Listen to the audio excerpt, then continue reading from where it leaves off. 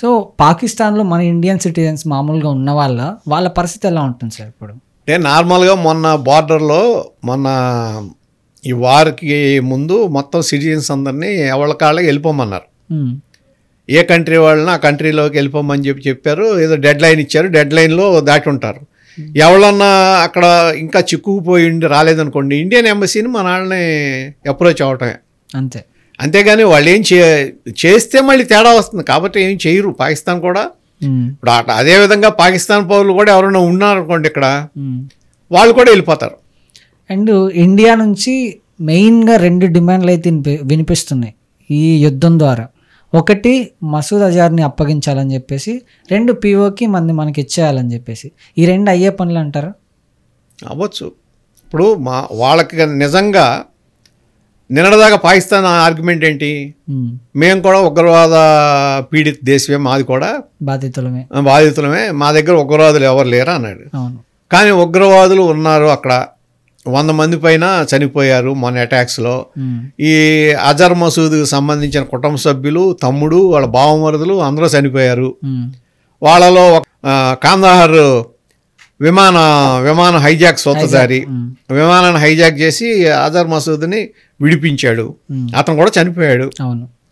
అంటే దీని అర్థం ఏంటి, పాకిస్తాన్లో ఉగ్రవాదులు షెల్టర్ పొందుతున్నారు. అది ఎవడో కాదనలేదు కదా ఇవాళ. ఈ అజర్ మసూద్ కూడా పాకిస్తాన్లో ఉన్నాడని తెలుసు కదా. అట్లాగే ఇండియాకి సంబంధించి మనం ఉగ్రవాదిగా ముద్ర వేసిన దావూద్ ఇబ్రహీం కూడా కరాచీ దగ్గరే ఉన్నాడని తెలుసు కదా. ఇప్పుడు ఎవళ్ళైతే ఈ విధంగా ఉన్నారో వాళ్ళని మాకు అప్పగించడానికి భారతదేశానికి సంబంధించిన డిమాండ్ పూర్తిగా మనం సమర్థించాల్సిందే, దాన్ని సాధించాల్సిందే. అది మన ప్రధాన డిమాండ్ అవుతుంది గ్యారంటీగా, దాంట్లో అనుమానం లేదు.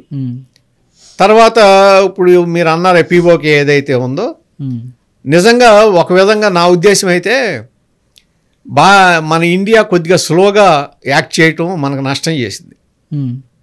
ఏ రోజునైతే పాకిస్తాన్ ఎయిర్ బేస్ని కొట్టేశామో ఇమ్మీడియట్గా లైన్ ఆఫ్ కంట్రోల్ దాటేసి ఆక్రమిత కాశ్మీర్ ఉంది కదా POకే ఎంటర్ అయిపోయి మనం వార్ చేసుకుంటూ వెళ్ళిపోయి, అయినా ఒకవేళ సీజ్ ఫైర్ అనౌన్స్ చేసినా ఎక్కడి వరకు మనం వెళ్ళామో అక్కడ వరకు క్యాప్చర్ చేసుకుని ఉంచుకుంటే సరిపోయేదేమో.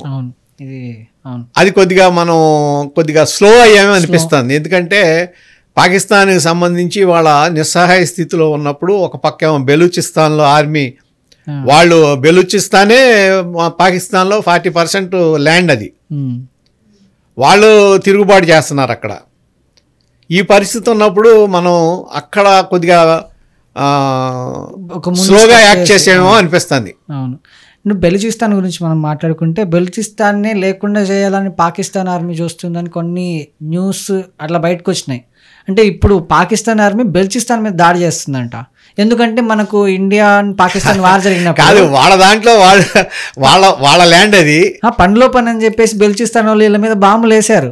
మనం చూసాం కొన్ని వీడియోస్ అవన్నీ. అంటే పాకిస్తాన్కి ఇండియాకి వార్ జరిగినప్పుడు ఇది ఇండైరెక్ట్గా ఇండియాకి సపోర్ట్ ఇచ్చినట్టు బెలూచిస్తాన్ వాళ్ళు. సో వాళ్ళకి మనకు సపోర్ట్ ఇచ్చారని చెప్పేసి ఇప్పుడు అగెనిస్ట్గా వాళ్ళ మీద వార్ చేస్తున్నారని కూడా కొన్ని న్యూస్ బయటకు వచ్చింది. ఇది జరిగే పని అంటారా? ఏది ఇప్పుడు బెలూచిస్తాన్ మీద పాకిస్తాన్ ఆల్రెడీ క్వెటాన్ ఆక్యుపై చేసుకున్నారు వాళ్ళు. ఏది ఆ బెలూచిస్తాన్ ప్రావిన్స్లో మెయిన్ సిటీ అదే కదా. అవును, దాన్ని ఆక్యుపై చేసుకున్నారు. ఆర్మీ మొత్తం వాళ్ళ మరి అక్కడ ఖాళీ చేసి వచ్చారని వచ్చింది. సరే, అది వాళ్ళ ఇంటర్నల్ ఇష్యూ, మనకు సంబంధించింది కాదు. వాళ్ళ ఇంటర్నల్ ఇష్యూ. వాళ్ళు దాన్ని అట్లా వదిలేస్తే మనకు సంబంధించి కాశ్మీర్ మనది. వాళ్ళు దాన్ని ఆక్యుపై చేసుకుని వాళ్ళ దీంట్లో పెట్టుకున్నారు. పాకిస్తాన్ అడ్మినిస్ట్రేషన్ నడుస్తుంది అక్కడ. సో అది ఇవాళ దాన్ని మనం మన దీంట్లో ఈ 2 పాయింట్స్ అని చెప్పి ప్రధానమంత్రి గారు కూడా చెప్పాడు. కాబట్టి దాన్ని ఎంతవరకు మనం చేస్తాం, ఏ విధంగా మనం దాంట్లో సాధించగలం అనే దాని మీద ఇవాళ మనం దౌత్యపరంగా ఎట్లా విజయం సాధిస్తాం అనేది ఆధారపడి ఉంది. అంటే మొత్తానికి ఈ యుద్ధం ద్వారా ప్రపంచానికి భారతదేశం ఏ సందేశం ఇద్దాం అనుకుంటున్నారు? ఏమి సందేశం ఇద్దాం అనుకుంటున్నారైనా, మేము దాడి చేస్తే మా మీద ఎవరైనా దాడి చేస్తే దానికి ఏ సమాధానం ఇవ్వగలమో, ఎటువంటి సత్తా ఉందో ప్రపంచానికి తెలియజేసామనేది ఒకటి. రెండోది మన రక్షణ వ్యవస్థ అనేది ఉంది కదా, ఎయిర్ డ్రోమ్, అది దుర్భేద్యంగా ఉందనేది. అంటే ఇప్పుడు మీరు చూశారు మొన్న హమాస్ వీళ్ళందరూ దాడి చేస్తే కూడా, ఇప్పుడు ఇజ్రాయెల్ ఎయిర్ డ్రోమ్ ఉంది కదా, ఎయిర్ డ్రోమ్ అడ్డుకుంది చాలా వరకు, ఎక్కడో ఒకటో రెండో తప్ప. ఇప్పుడు మనకి ఒక రోజులో గుంపులుగా డ్రోన్స్ని వేస్తే కూడా దాన్ని అడ్డుకోగలిగామంటే అది మన సమర్థత ఏంటో పాకిస్తాన్కి అర్థమైపోయింది, ప్రపంచానికి అర్థమైపోయింది.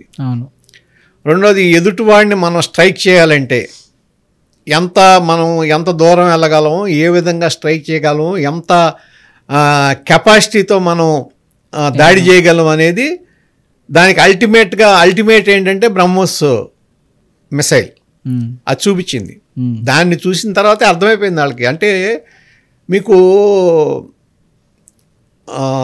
అందరికీ అర్థమైంది ఏంటంటే, ఇప్పుడు ఈ ఫతా మిసైల్ ఉంది కదా, బ్యాలిస్టిక్ మిసైల్, అది వాళ్ళు దాన్ని ప్రయోగించిన వెంటనే మన F-400 వ్యవస్థ యాక్టివేట్ అయిపోయింది.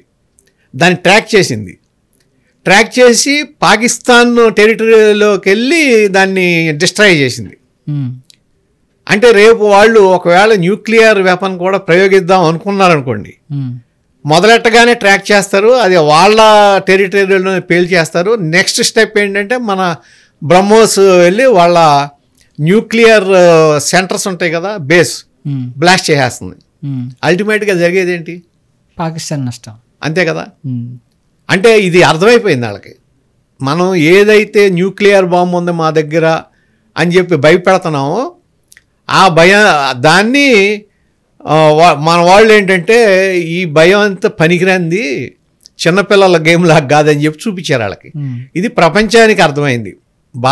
భారతదేశం ఎంత శక్తివంతంగా ఎదిగింది, టెక్నాలజీ పరంగా కానీ ఆయుధ సంపత్తి పరంగా కానీ ఎంత ముందంజలో ఉంది, ఎంత సూపర్ పవర్గా ఎదిగింది అనేది వాళ్ళ అందరికీ అర్థమైపోయింది. ఇది ఒక విధంగా చూస్తే సరే, ప్రాణ నష్టం అనేది మనకు 5 ఎంతమంది సైన్యం చనిపోయారు, కానీ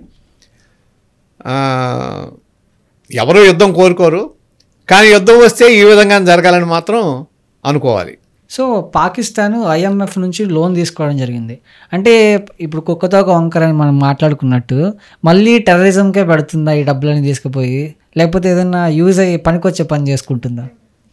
అంటే ఇవాళ వార్ జరిగింది కదా, వాళ్ళ ఎయిర్పోర్ట్లన్నీ ధ్వంసమైపోయినాయి, ఏది మిలిటరీ ఎయిర్పోర్ట్స్ అన్నీ, అపార నష్టం జరిగింది.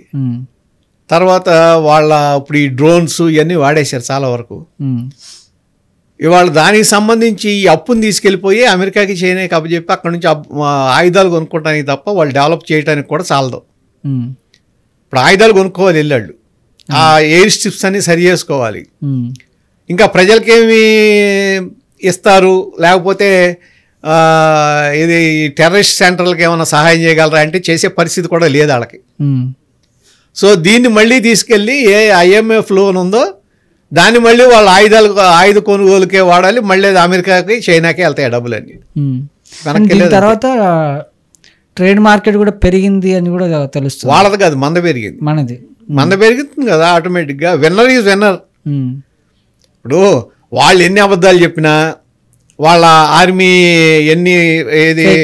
ఫేక్ న్యూస్ చాలా ఫేక్ న్యూస్లు ప్రచారం చేశారు. ఎన్ని ఫేక్ న్యూస్లు ప్రచారం చేసినా ప్రజలకు తెలిసి ఏం జరుగుతుందో, వాళ్ళ దేశంలో ఏం జరుగుతుందో వాళ్ళకి తెలుసు. తెలిసిన తర్వాత ఆటోమేటిక్గా అది వాళ్ళ ఆర్థిక వ్యవస్థ కూడా దెబ్బే.